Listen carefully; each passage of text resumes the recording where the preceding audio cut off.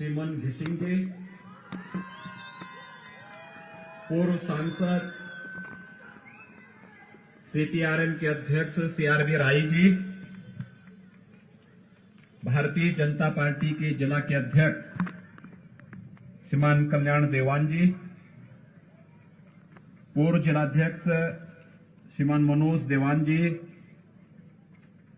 Bharatiya Janata party के लोकप्रिय प्रत्याशी श्री विष्णु प्रसाद शर्मा जी, महेंद्र छेत्री जी, श्री अरुण घतानी जी, विकास राय जी, प्रताप खाती जी, ऋषि थापा जी, नीना नामा जी, अरुण घिसिंग जी,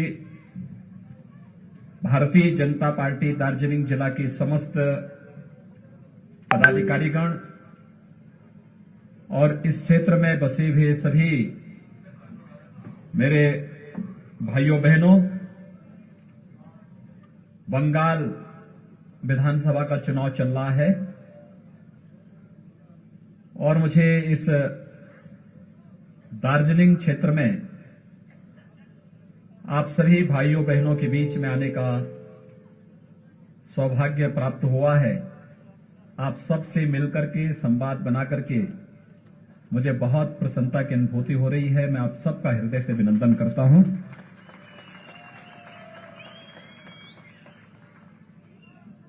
आपके हितों को लेकर के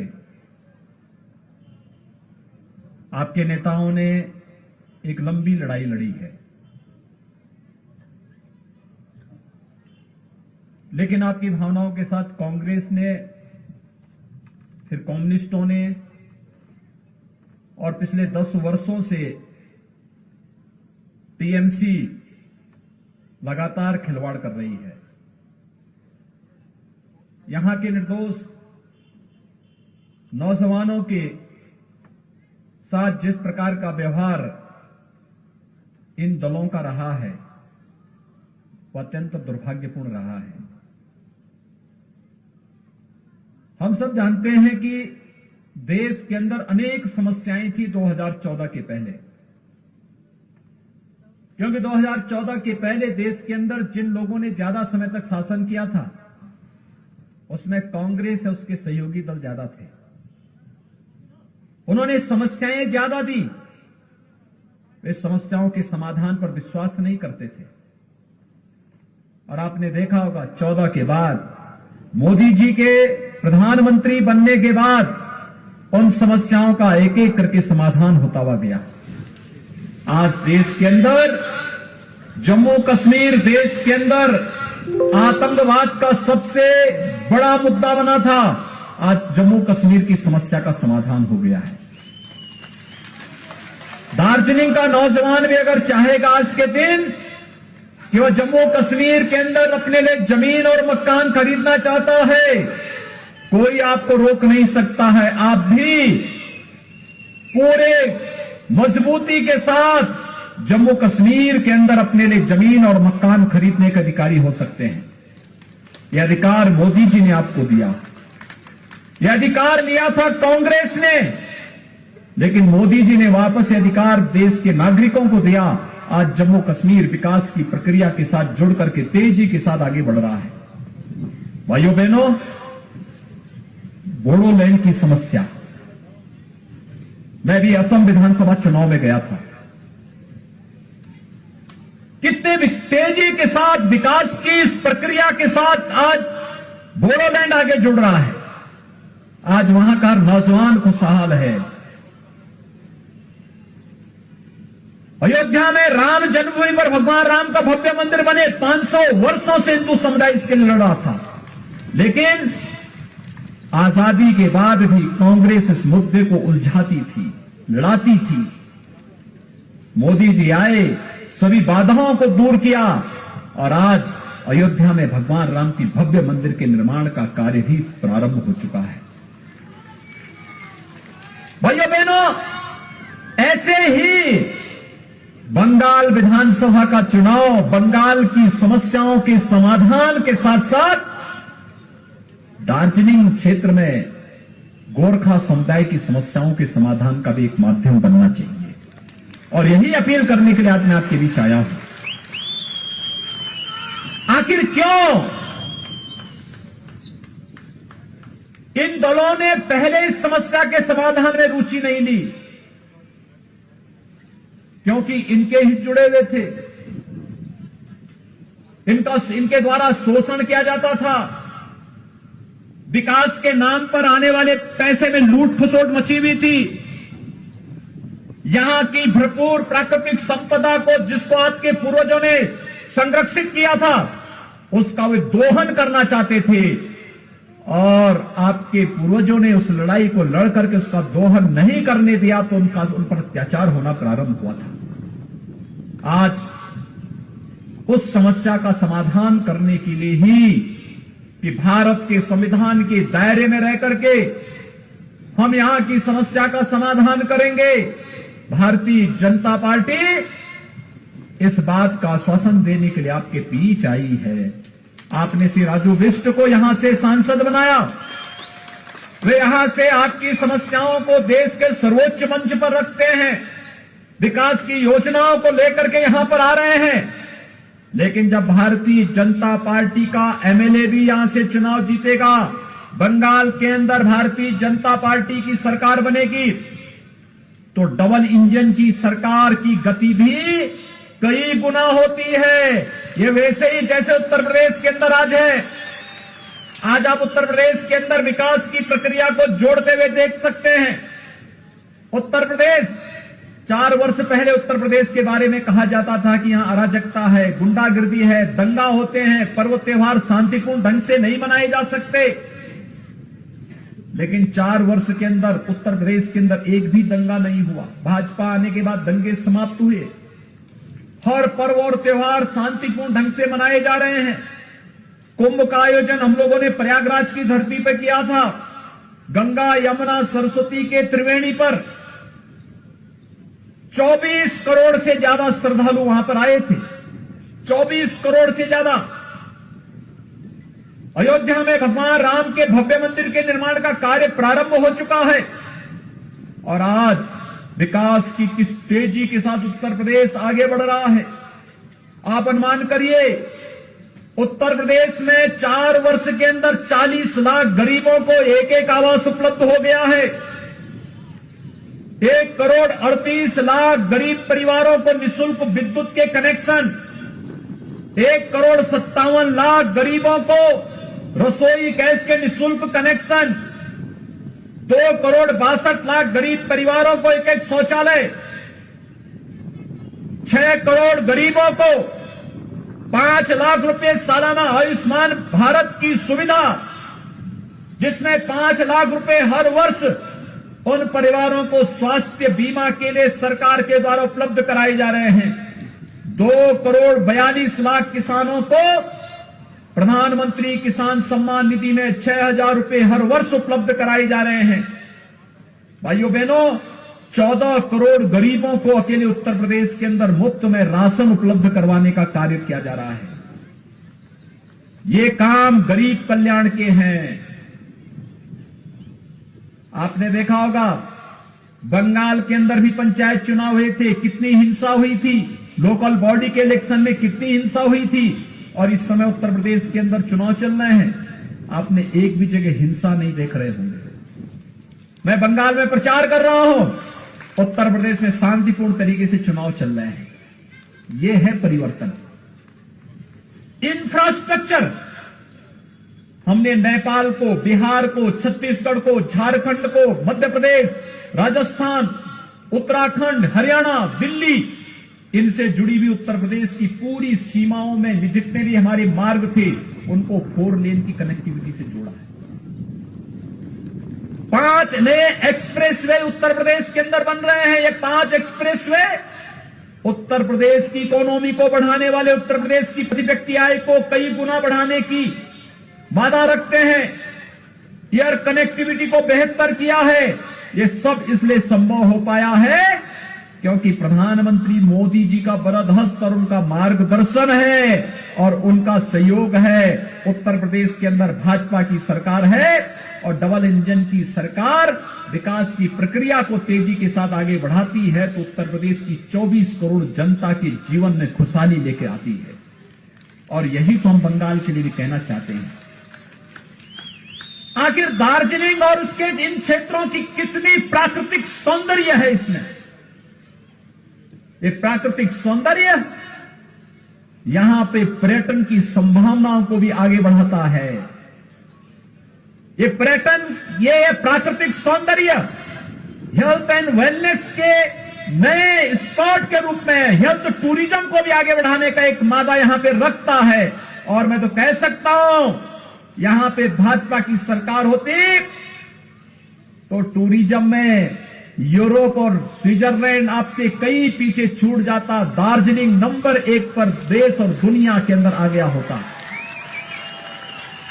यहां के इन सभी बहन बेटियों को और यहां के इन नौजवानों को दार्जिलिंग के अंदर ही नौकरी और रोजगार की सुविधा उपलब्ध हो जाती है। इनको कहीं बाहर जाने की आवश्यकता नहीं थी, दुनिया आपके पास आती। ये संभावनाएं यहां पर है, लेकिन इन संभावनाओं को आगे बढ़ाने का जो अवसर है वो ये चुनाव है। और इसलिए मैंने कहा कि बंगाल का चुनाव हमारे लिए सत्ता परिवर्तन मात्र एक माध्यम नहीं है। बंगाल के अंदर हर एक क्षेत्र में खुशहाली लाने का एक माध्यम भी है, समृद्धि लाने का माध्यम भी है। भाइयों बहनों, 4 वर्ष में हम लोगों ने उत्तर प्रदेश की प्रति व्यक्ति आय दुगने से अधिक की है और बंगाल के अंदर 10 वर्षों में टीएमसी की सरकार में प्रति व्यक्ति आय में घटोत्तरी हुई है, घटा है। यहां पर नागरिक के जीवन स्तर को कम करने का कार्य टीएमसी के गुंडों ने किया है, लूट खसोट मचाई है। योजनाओं का लाभ यहां के नागरिकों को नहीं मिल पाता है। विकास की योजनाएं या तो टीएमसी लागू नहीं होने देती है और अगर हो भी गई तो उसको बीच में ही हड़प लिया जाता है, नागरिक तक, आम नागरिक तक नहीं पहुंचने दिया जाता है। क्या नहीं है आपके पास? सब कुछ तो है, केवल उचित नेतृत्व और मार्गदर्शन की है। और आपने श्री राजू बिष्ट को यहां से सांसद बनाया, अब उनके साथ सहयोग करने के लिए एमएलए भी दीजिए, हर एक क्षेत्र में एमएलए भी दीजिए। भाइयों बहनों, आप देखना विकास कैसे आगे बढ़ता है। विकास तेजी के साथ आगे बढ़ता हुआ दिखाई देगा। मुझे आश्चर्य होता है, यहां पर गोरखा समुदाय पर तो अत्याचार हुआ ही, चाय बागान के श्रमिकों के साथ कितना शोषण हुआ। देश के अंदर उनको प्रतिदिन जो उनका मानदेय है 300-350 रुपए प्रतिदिन मिलता है, उनको जमीन के पट्टे मिलते हैं। लेकिन बंगाल के अंदर यहां पर 200 रुपए भी नहीं मिलते, उसमें भी शोषण होता है, जमीन का पट्टा नहीं मिलता है। उनके सामने अपने जीवन को बचाने की भी समस्या है और आजीविका को बचाने की भी समस्या है। जीवन और जीविका दोनों को बचाने के लिए भारतीय जनता पार्टी आपके बीच में काम करना चाहती है और इसी के लिए आज हम सब आपके बीच आए हैं। भाइयों बहनों, जो अपार संभावनाएं यहां पर हैं टूरिज्म के साथ साथ, आखिर यहां पे यूनिवर्सिटी क्यों नहीं बननी चाहिए? क्यों नहीं बननी चाहिए? अगर अच्छी सरकार होती, बंगाल के अंदर विकास की सोच वाली सरकार होती, तो जैसे उत्तर प्रदेश के अंदर 2 एम्स बन रहे हैं, 4 वर्ष में 30 नए medical college, government medical college हम लोग बना रहे हैं, 30 मेडिकल कॉलेजेस नए बना रहे हैं, एम्स, आईएम, आईआईटी, इंफ्रास्ट्रक्चर के लिए नए एयरपोर्ट जैसे उत्तर प्रदेश के अंदर बन रहे हैं, ऐसे ही बंगाल के अंदर रुचि लेने वाली सरकार होती तो उनका लाभ बंगाल के नागरिकों को, दार्जिलिंग के नागरिकों को भी मिला होता। लेकिन दीदी तो हर काम के लिए चिढ़ जाती है, नाराज हो जाती है, इस कदर होती है कि अब तो गरीबों का राशन तो इन्होंने लूटा ही, यहां के जीवन पर तो इन्होंने संकट डाला ही, आजीविका पर भी डकैती डालने का काम किया और आजीविका के साथ साथ आस्था के साथ भी खिलवाड़ किया। यानी दीदी पहले दुर्गा पूजा रोकती है, फिर सरस्वती पूजा रोकती है और अब तो कहती है कि जय श्री राम बोलोगे तो जेल में डाल देंगे। बंगाल के अंदर अजीब सी स्थिति पैदा करने का प्रयास हो रहा है। बंगाल की धरती तो हमारे लिए बड़ी पवित्र धरती है, आध्यात्मिक गुरुओं को देने वाली धरती है। रामकृष्ण परमहंस, स्वामी विवेकानंद, एक लंबी श्रृंखला चलती है। गुरुदेव रविंद्रनाथ टैगोर, बंकिम चंद्र चट्टोपाध्याय, भारत को राष्ट्रगान और राष्ट्रगीत देने वाली धरती है बंगाल की धरती। लेकिन आज दीदी कहती है कि जय श्री राम बोलोगे तो जेल के अंदर डाल देंगे। मैं ये शब्द सुनना नहीं चाहता। पता नहीं दीदी ऐसे क्यों चिढ़ रही है, लेकिन मैं एक बात को मानता हूं और भाइयों बहनों मैं आप सबसे भी कहूंगा, अयोध्या में राम जन्मभूमि आंदोलन के साथ हम जुड़े रहे, शुरू से जुड़े रहे। 1949 में जब रामलला का प्रकटीकरण हुआ था, गोरखनाथ मंदिर ने उस आंदोलन को लीड किया था। मेरे पूज्य गुरुदेव और मेरे पूज्य दादा गुरु इस आंदोलन के साथ शुरू से जुड़े रहे हैं, उस आंदोलन को नेतृत्व प्रदान करते थे। और मैंने इस बात को महसूस किया है, जिसने भी राम का विरोध किया, वो चाहे रामायण काल में किया होगा और चाहे आज के इस काल में कर रहे हैं, उसकी दुर्गति तय है। उसकी भलाई नहीं हो पाई, उसका उन्नयन और उसका उत्थान नहीं हो पाया। लेकिन कब टीएमसी के लोगों की समझ में ये बात आएगी? उत्तर प्रदेश के अंदर देख रहे होंगे, जिन लोगों ने राम भक्तों पर गोलियां चलाई थी, जिन लोगों ने भगवान राम का विरोध किया था, आज उनकी क्या दुर्गति हो रही है। लेकिन बंगाल के अंदर भी अगर राम का विरोध करोगे तो बंगाल की जनता और दार्जिलिंग की जनता इसे बर्दाश्त नहीं करेगी। और यही तो यहां पर बंगाल के अंदर जब मैं आ रहा था अभी यहां पर, ये 12 से 15 किलोमीटर इस पहाड़ी रास्ते से आते हुए जब मैं आपके बीच में पहुंचा हूं, जहां भी मैं देखता था माताएं, बहनें, नौजवान, यहां के नागरिक, आम नागरिक तो सड़कों पे था, जैसे ही मुझे देखता था अभिवादन करता था जय श्री राम का। हर ओर से एक ही नारा था, जय श्री राम का। और भाइयों बहनों, हमारे यहां तो राम के बगैर कोई यात्रा होती ही नहीं है। जन्म लेते हैं, बच्चा जन्म लेता है, अखंड रामायण का पाठ हो जाता है। कोई मांगलिक कार्यक्रम होता है, राम के बगैर होता ही नहीं। जन्म से लेकर के मरण तक की पूरी यात्रा राम के बगैर अधूरी है हमारे यहां। लेकिन यहां पर दीदी कहती है राम का नाम नहीं लेने देंगे। मैं दीदी को बताना चाहूंगा, बहुत सारे लोग वही हैं जिन्होंने राम का विरोध किया, इतिहास में सब गायब हो गए, कोई पूछता ही नहीं। राम भक्तों को सदैव विजय मिली है। और भाइयों बहनों, आज मैं आप सबसे यही अपील करने के लिए आया हूं, हमें सोनार बंगला के सपने को साकार करने के लिए कार्य करना है। गोरखा समुदाय की समस्याओं के समाधान के लिए कार्य करना है। हमें इस बात को ध्यान में रखना होगा, भारत के संविधान के दायरे में रह करके भारत के अंदर हर समुदाय की समस्या का समाधान आज की केंद्र में मोदी जी के नेतृत्व की सरकार करने को प्रतिबद्ध है। और भाइयों बहनों, हम सबको मोदी जी के विजन पर कार्य करना है। हम सबको मोदी जी के नेतृत्व में कार्य करना है, उनके विजन के अनुसार आगे बढ़ना है, देश की समस्याओं का समाधान करना है और एक भारत श्रेष्ठ भारत की परिकल्पना को आगे बढ़ाते हुए भारत को दुनिया की एक महाताकत के रूप में स्थापित करना है। और इसी के लिए तो आज हम सब आपके बीच यहां पर आए हैं, इसी के लिए हम लोग आपके बीच आए हैं।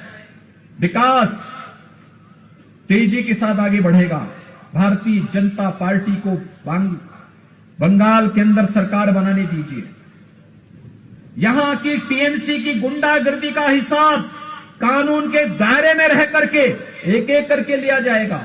चिंता मत करिए, उससे घबराने की आवश्यकता नहीं, कतई घबराने की आवश्यकता नहीं। आपने लंबी लड़ाई लड़ी, लंबी लड़ाई चल रही है, लेकिन अब लड़ाई का सुखद परिणाम सामने आने की जब स्थिति पैदा होती है तो हमें भी पूरे धैर्य के साथ, पूरी मजबूती के साथ अब आगे बढ़ने की आवश्यकता है।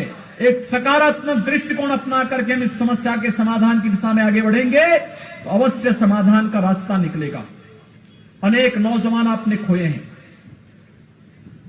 अनेक आंदोलनकारी जो आपके हितों के लिए काम कर रहे थे, आपने उनको गंवाया है। लेकिन सरकार ने, टीएमसी की सरकार ने, कम्युनिस्टों ने, कांग्रेस ने कभी भी आपके हितों के लिए सकारात्मक रुख नहीं अपनाया। अत्याचार, शोषण और भ्रष्टाचार इन दलों का पर्याय बन गया था। और भाइयों बहनों, आज आपको आश्वस्त करने के लिए आए हैं। भारतीय जनता पार्टी समस्या को उलझाने नहीं, समस्या को सुलझाने में विश्वास करती है और सुलझाने की दृष्टि से इस चुनाव में भारतीय जनता पार्टी आपके बीच फिर से आई है। आपका सकारात्मक रूप भारतीय जनता पार्टी के प्रति दिखाई दे रहा है, हर एक क्षेत्र में देखने को मिला है। आपने लोकसभा चुनाव में समर्थन किया, विधानसभा चुनाव उसकी अगली कड़ी है। और जो मैंने कहा, जब डबल इंजन की सरकार आएगी, तेजी के साथ ये कार्यक्रम आगे बढ़ेंगे, तेजी के साथ आगे बढ़ेंगे। आज आपने देखा होगा, नई दृष्टि कार्यक्रम आगे बढ़ रहे हैं, अलग अलग क्षेत्रों में कार्यक्रम चल रहे हैं, विकास की प्रक्रिया तेजी के साथ आगे बढ़ रही है। देश के अंदर 70 वर्ष लगे, देश के अंदर 55 वर्षों तक कांग्रेस ने शासन किया, एक एम्स दिल्ली में दिया, और मोदी जी ने 6 वर्ष में 22 नए एम्स देश के अंदर दिए हैं, जिसमें से 2 एम्स यूपी में बन रहे हैं। क्यों नहीं आपका यहां बनना चाहिए? क्यों नहीं दार्जिलिंग में एक विश्वविद्यालय बनना चाहिए? क्यों नहीं यहां पर यहां की आवश्यकता के अनुरूप सुविधाओं का उन्नयन होना चाहिए? और क्यों नहीं यहां की प्राकृतिक सौंदर्य को दुनिया के पर्यटन केंद्र के रूप में विकसित करने के लिए, हेल्थ एंड वेलनेस सेंटर के रूप में विकसित करने के लिए क्यों नहीं ये कार्यक्रम आगे बढ़ने चाहिए? ये बढ़ने की इच्छा शक्ति के लिए उस प्रकार के जनप्रतिनिधि और उस प्रकार की सरकार होनी आवश्यक है। और उस प्रकार की सरकार के लिए आपके बीच में आपका समर्थन प्राप्त करने के लिए, भारतीय जनता पार्टी के प्रत्याशी के पक्ष में समर्थन प्राप्त करने के लिए आज हम सब आपके बीच भाइयों बहनों यहां पर आए हैं। मैं आप सबसे अपील करूंगा, श्री विष्णु प्रसाद शर्मा को भारतीय जनता पार्टी के प्रत्याशी के रूप में आपके बीच आए हैं, इन्हें भारी बहुमत से विजयी बनाने की अपील आप सबसे करने के लिए आए हैं। श्री विष्णु प्रसाद शर्मा को आप लोग सही समर्थन देंगे? दोनों हाथ उठाइए, इधर से भी, इधर से भी, उधर से भी, सभी ओर से, ऊपर से भी, जहां है वहां से, सभी ओर से दोनों हाथ उठाइए। दोनों हाथ उठा के मेरे साथ बोलेंगे, जय श्री राम, जय श्री राम, जय जय श्री राम।